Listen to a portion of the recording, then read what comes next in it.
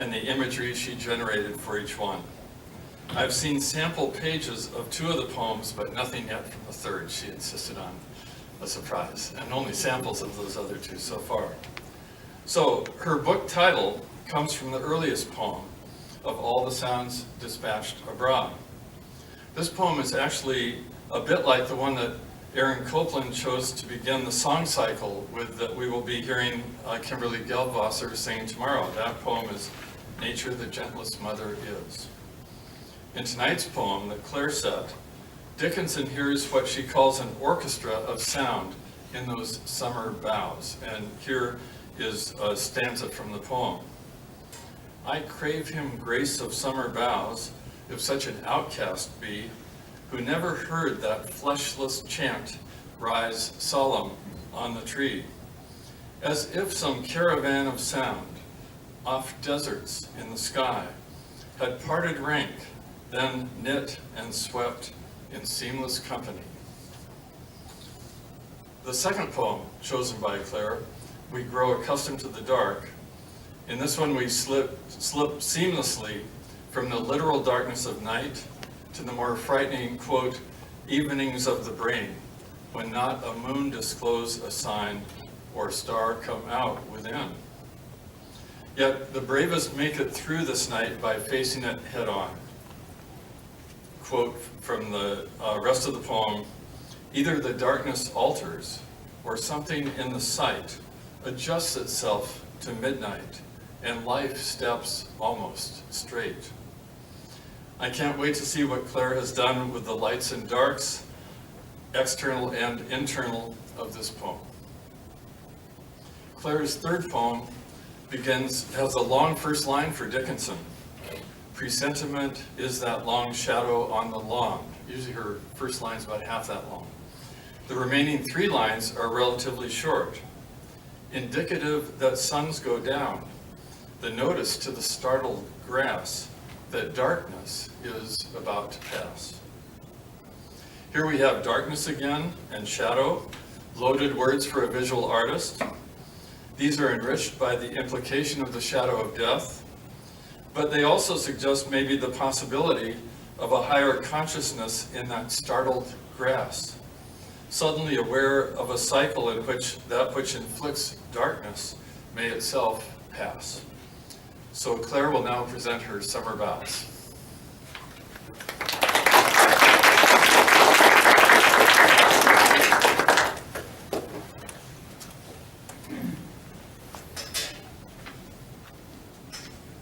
Thank you, Bob, for this wonderful presentation. I will try to get my presentation ready.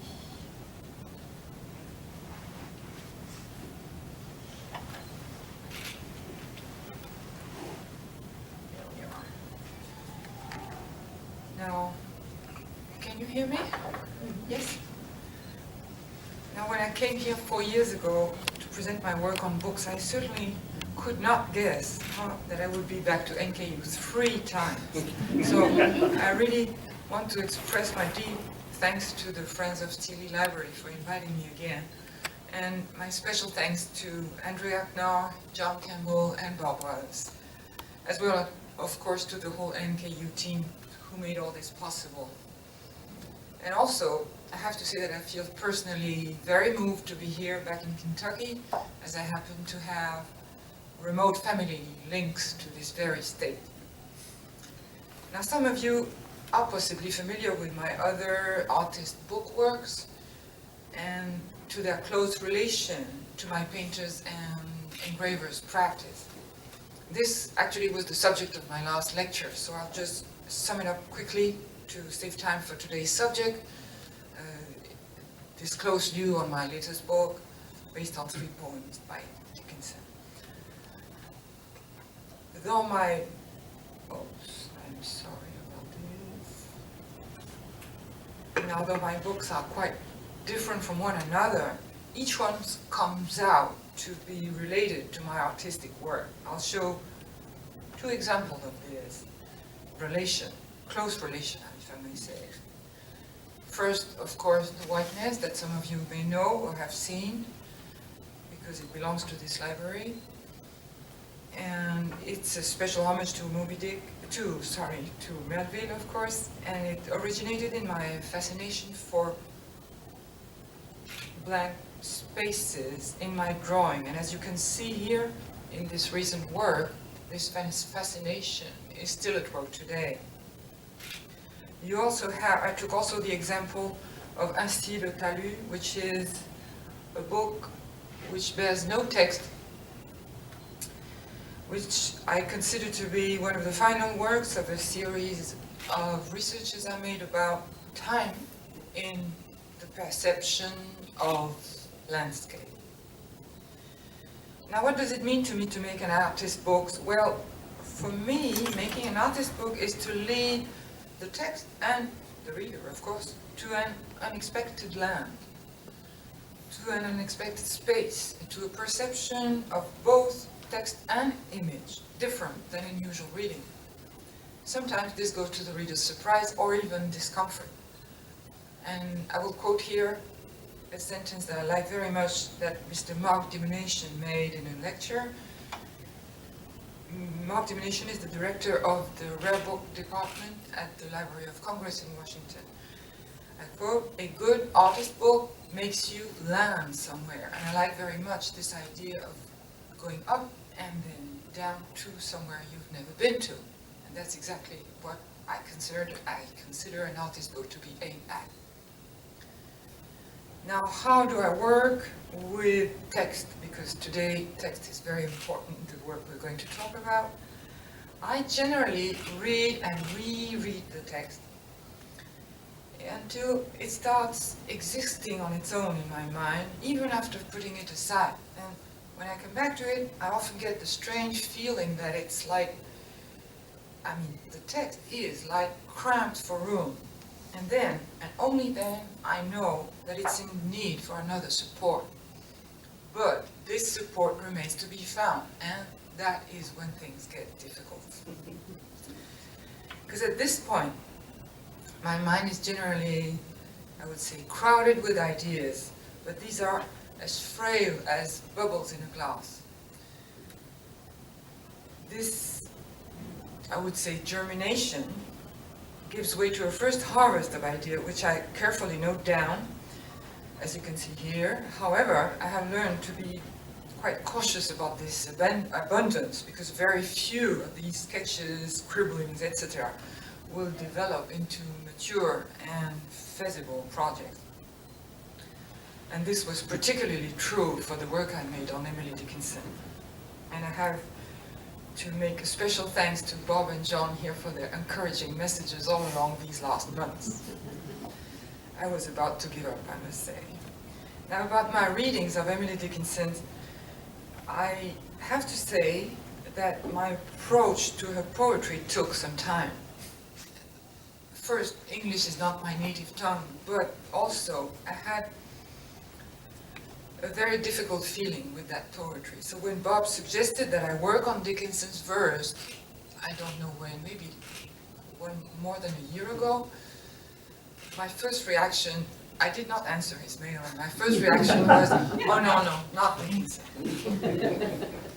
Because years ago, at first reading, it had a very uncomfortable impression of like a curtain hanging between her and me, except for one poem, and I will come back to this one later. This is why many rereadings finally did work, to perceive the immense significance of her poetry, the deep, deep meaning of each word, the simplicity of which, as you all know, can often be quite misleading. And fortunately, I feel more familiar with her life and work now. I have to say a word about her biography, because it seems to me that many read her poetry with her biography in mind. Actually, in connection with this project, I have tried as much as I could to forget what I know about her. Of course, I'm aware that as Kathleen mentioned very brilliantly just before me, the great mystery around her reclusion, the secrets about her love life, all this is very, very striking and intriguing. So I'm aware of the the very peculiar feminine nature of Emily is often mentioned as an important part of her genius. Even her face remains mysterious to us, as we only have of her this unique and very early photograph, and the second one that was found recently is not even clearly authenticated to be her. So all this makes a lot of mystery around her. But to me, however, and notwithstanding, the meaning of these poems seemed strong enough to exist alone. So I have clung here to her words with deliberately no reference to her life at all. Now about the choice of those 3 poems, I had first chosen, elected 7 poems, and then 4 were abandoned, and finally I kept those 3. Now was I guided by my own work in this choice? I have no doubt about this, I can say yes.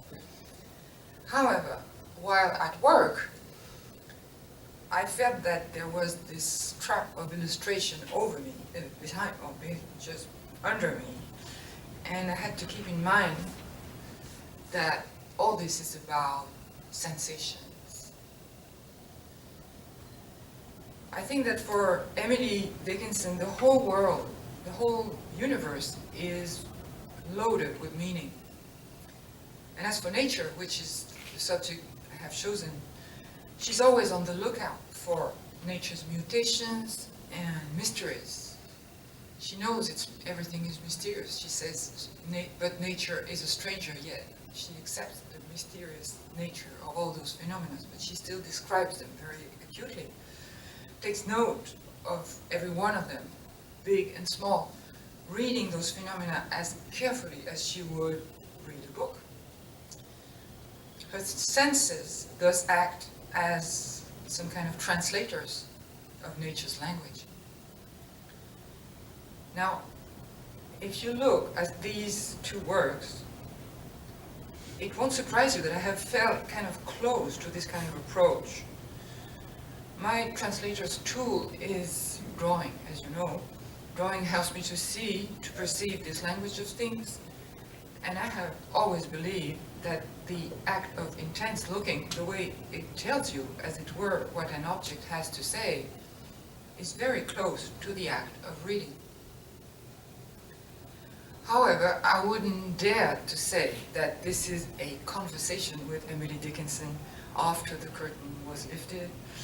I would rather say that my impression as I worked was to be walking with her for a short while through some landscape unknown to us both. So I'll try to share with you this unexpected stroll. I'll say one word about the aspect and shape of the book before we start reading. As a reminder of my own position towards one of the greatest poets of America and of the world, the format of this book is modest. Also, I think Dickinson would have disliked a large or complicated presentation for her verse, so I chose the simplest form of all, in 3 pages, no binding, in the French tradition of what we call cahier libre, means 3 pages. Text is printed letterpress. I have dyed the BFK paper so that each poem comes on a different color. Thus, each one has an atmosphere of its own. The cover, as you can see, bears an embossing evoking arrows or grasses in the wind, and the book is protected by a solid box. Now, if you please, let's open the book. Presentiment is the first poem I ever read by Emily Dickinson in an online poetry journal many years ago. And regarding the difficulties I had later, surprisingly enough, there was no curtain at all for this very one. My first impression was very clear. I just felt that this poem was written for me. I would find out later that this happens very often to Dickinson's readers. You just feel that she's talking to you and to you alone. And so, as you know, I have worked on subjects like grass, shadows, etc. And there we were, that long shadow on the lawn. I said, great, this is absolutely magnificent poem. I'll keep that in mind. But there was no artist book project at the time. How could I know that the very title of this poem would turn like a kind of omen, a pre-sentiment of something more to come with it? So when the project finally turned on last year, what could I do but insert this poem in the very first position? And while at work, reading it over and over, made me get aware of something. Emily Dickinson describes here her scary sensation of the coming of night. She does this, as usual, with devilish precision, if you consider how short the poem is. Having noted this, I knew I could risk what I often do in my books when I can, and that is to stretch the text in space up to its limits. I have to do something I don't like to do, but I'll do it anyway. It's to quote myself. It's from my last lecture, a few lines. Just to explain what I want to say by stretching. The stronger the text, the freer I feel to wring it and tear it to pieces, offering it a new life in artist's book form. I find that my total liberty in text treatment has no real limit, except coherence of meaning, bearing in mind as a priority that any technical choice can be made, provided it makes sense. I knew that with Dickinson I could try anything, that the meaning of the text would hold and it would stand. But it has to make sense within a book. So as this poem deals with the sensation in progress, it seemed a need, to me, for a horizontal space where a controlled slowness of reading would enhance this feeling. And this space would be in harmony with the vision of the ground from which, strangely enough, Dickinson makes darkness rise and not fall, as we usually say, for night. So as you can see, I cut the text into sections, spread lengthways along several pages. Thus, the reader slowly discovers this disturbing feeling which asserts itself progressively. And the long shadow stretches onto one whole double page. The bluish paper, irregularly hand-dyed on purpose, gives the whole thing a kind of uncertain, dusky light, quite adapted to the blackness of the coming shadow. And so we, the reader, become part of this grasp. We're also startled by the coming of night, hopefully. So now we know that darkness is about to come. Sorry, that's it. But for the time being, I'd like you to look up and prick up your ears, because the wind starts to blow. And we shall be back to darkness a few pages later, when the night has completely fallen this time. Now, of all the sounds dispatched abroad is a much more and complex poem than the first one. It was written around 1862, as Bob mentioned. And the subject struck me for personal reasons this time. The wind has always bothered, upset, and not to say frightened me. Why, I cannot tell, but I know I'm not alone like this. So all people frightened by wind, I could tell them that this poem could stand as an answer to a question like, why does wind frighten us so much? Actually, this is not the only poem Dickinson wrote about wind. She wrote about 3 or 4, to my knowledge. I mean, you have the wind begun to knit the grass, and also the wind tapped like a tired man. All these are beautiful. But the distinctive feature of this very poem is, that the subject is not the wind itself, but its sound. That makes a big difference. The poem deals with the strange sensation that this, I quote, fleshless chant does to the author, and the deep, deep tremor it leaves in our mind. And here again, as often with great poets, Dickinson touches the mysteries of our soul with extremely simple words. I have to mention that wind and its sound as a subject was not entirely new to me in my artist work, because in 2013 I was ordered to illustrate a novel by the French writer Michel Tournier called Vendredi ou la vie sauvage. In English it has been translated into Friday and Robinson. It's a wonderful new writing of Robinson Crusoe. I advise you to read it. It's a great novel in which Friday, among other crazy achievements, fights with and kills a big wild ram and makes a wind-borne harp out of its skull. And so this drawing was my first attempt to make wind sound visible, if not legible, because I cannot write music, as you can guess. But this was neither poetry nor an artist book. And of course, Dickinson goes much deeper than anecdote.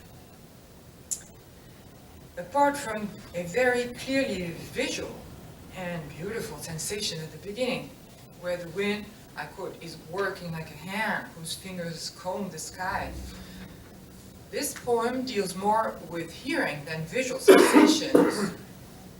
So that was the challenge for me. See, for my readers to perceive the right thing, I had to find a visual answer to Dickinson's words considering a sound, with my own and modest visual language, which is engraving or etching. As usual, many ideas sprouted up, and as usual, many ended in the wastebasket. After many attempts, finally some sketches were kept, and I ended up separating my techniques according to sensations. I told you, all along this work, I was guided by this idea of sensations. Emily's senses just guided. So first, as for the text itself, I made the wind blow on every stanza. And second, for rendering the numerous supernatural sensations mentioned, risen by this, I quote, phraseless melody, I used the process of embossing that you can see here. And you can also see, yeah, that's it. And you can also see it, this is the first embossing, and you can also see it on the back of the page, where birds slowly come in, and you can see the first of the wind curves. I will come back to those wind curves later. And I also used embossing for this most mysterious passage of the poem, to my opinion, about the merry dust at play in the urn. It's a problem for me because there's no object here, there's no vision, there's nothing. It's just pure sound sensation in this stanza, and this deep effect on the soul, and that's all. And no, this picture is not upside down, by the way. And I could raise an interpretation here. It's that as in a kind of irrepressible force, wind has no substance indeed. And the second and third verse go far, far beyond hearing sensations. I mean, I feel that Dickinson strangely feels the mystery of this force at work as being eternally part of us. It reaches back to the primary movement of things, just before, after us. So here you can see the most primary whirlwind I could find. It's white on white, it's deeply printed into the paper, the way this sound leaves its print deep into our own vacuity. You can see it in the making here. As I have no kitchen secrets, I can tell you how it was. It was made with salt on the press. I just put the paper on the salt. And the third technique I used was, at last, etching. I used it, etching, aquatint, and dry point. I used that only for the real visions, such as birds here, or trees, or sound curves. Now for these curves, I was a bit at a loss for that, as I mentioned, for the problem of sound into visual things. I had to search document of sound images And I'm a lucky woman because I have a son who's an acoustic engineer, and he sent me those beautiful curves of wind sound. So beautiful, I wanted to put them right away like that in my book, but I said, no, I have to translate that. But I couldn't resist showing them to you, because they're really beautiful. There is a close view of this one. There you are. It's really great. But I had to translate that, and he even made an attempt with a three-dimensional program to put this into a tree. Well, I consider these as studies, and I had to translate these, of course, so that the book remains coherent. So I managed to combine these curves with the etching I had made in order to make sound move through the etching, as you can see, or with the etching, like this, or within the etching. And here's the end of the poem. The wind sound the curve gets entwined within the leaves of the tree, and it stands as an answer to the last word, quote, then knit and sweat in seamless company, which is so beautiful, as I think. Now, the wind has finally calmed down. Oof, feel better. And night finally has come. I could say that the poem We Grow Accustomed to the Dark is here for three reasons. First reason, its meaning, of course. It matches perfectly the state of mind I was in while making this book. To me, this is a very rare poetic mention of very difficult moments about which generally artists do not like to talk. I mean, what Dickinson calls here those evenings of the brain. She describes here those terrible moments of uncertainty, of doubt that we all have. She describes them with the same precision and accuracy she has for any of her subjects. I personally often feel like groping my way while at work, especially in engraving, as you know, Andrea, because one has to work backwards on a piece of metal or zinc or anything, which will never be seen, never be on show, so you don't know what the result will be. So that was one of the reasons. The second reason was the obvious echo to the first poem, of course. It's like the continuity of it. And the third reason can be guessed by some people here. It's an obvious echo, somehow contrary to my book, The Whiteness. But to me, that was a perfect example of a poem totally reluctant to any kind of image. So what could I do? I had to simplify my part as much as I could here, otherwise I would fail. So I let Emily talk in the dark. And as far as technique again is concerned, I had to search for black paper, and black papers available on sale did not satisfy me. I found that black color, mechanical, kind of flat, with no depth, didn't like it. So I decided to make my own darkness by blackening paper with pure printing ink. Very simple. So the result, though a little bit irregular, looks more human to me, more vibrating, more alive. And as you can see here, just like in The Whiteness, but reverse, reading is a bit difficult, this time for lack of light. Now, the unexpectedly genial idea about this poem is that discomfort does not take end with light, but with our own habituation to its absence. I quote, "Something in the sight adjusts itself to midnight." And this is when life, though unsteady, finally steps victoriously in. Now let me ask you, is there a better lesson for someone with doubts? I mean, I think we should all thank Emily Dickinson for this optimist touch. And what a wonderful thought for finishing a book. So here is the colophon, a short description of the book as usual, and I think we can close it now.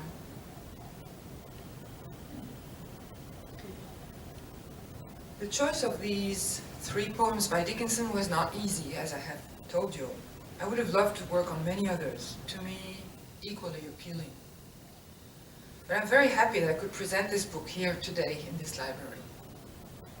And though the author showed some kind of reluctance to open her door for me at the beginning, she finally accepted to walk a stroll for a few months. And I'm very grateful that she did. So I hope to make my readers discover or rediscover those 3 great poems of hers, and above all, to make them wish to read more. Because that is how poetry lives, you know, by reading and rereading. Thank you very much.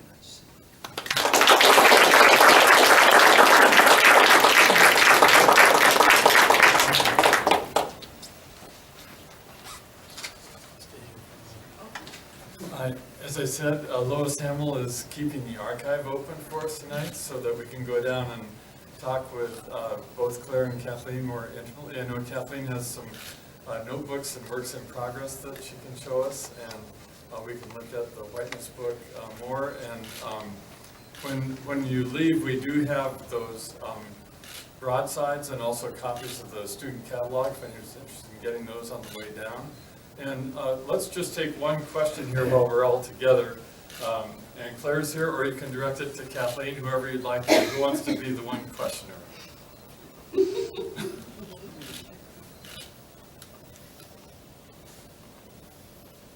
We can wait till we go downstairs. Oh, here we go, Corolla. I have a question for you. As far as making the books, how did you progress from drawing and making into the book making? What led you down that? Well, I start generally with many sketches, as I show, and I cannot make an engraving without drawing before. So there are lots of side drawings that I didn't show here, but there are lots of them that are far or near related to this book. For instance, let's take the tree. I made many sketches of tree because before doing this one, otherwise it would have been solid enough. So drawing comes first. That's almost every time like this. I could ask a technical Go question. ahead. Sure. You're using aquatint, Yes, and you have a home studio. I have a home studio. What is your primary aquatint? What do you use for aquatint? You use rosin? I use both actually. I use rosin and also acrylics in sprayers. Spray. That's it. I use both. When I want something very fine, I use resin. You say Rosin. Rosin, sorry. And when I want something rather coarse, then the spray is fine. It's faster, of course, but it's not the same result. So I like to have both types of aquatint, different textures. I'll pursue this. Sure. Great pleasure. We like to talk greasy. Yeah. Anyone have one more question before we go downstairs? Okay, the archive, you can go down the elevator 1 floor, or there's stairs to the left. You can go down 1 floor and turn to the right when you get down there, or walk straight ahead from the elevator, and you'll see the archive right there, and we'll be there for a little while. Thank you.